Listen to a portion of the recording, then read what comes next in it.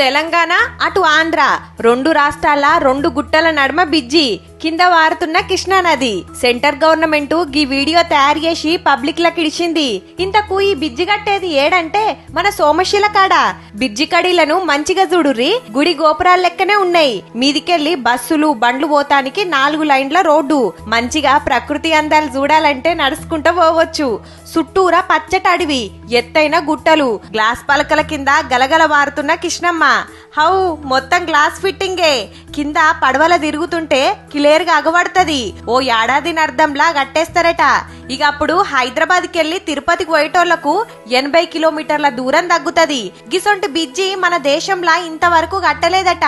మొత్తం దునియాలనే ఒకటి చైనాలుందట, రెండోది మనదే అయితది. వీడియోలో చూస్తుంటేనే గింత ముద్దుగుంది. ఇక కట్టినాక అడిగి పోయి సెల్ఫీలు దిగుతుంటే సూపర్ ఉంటుంది.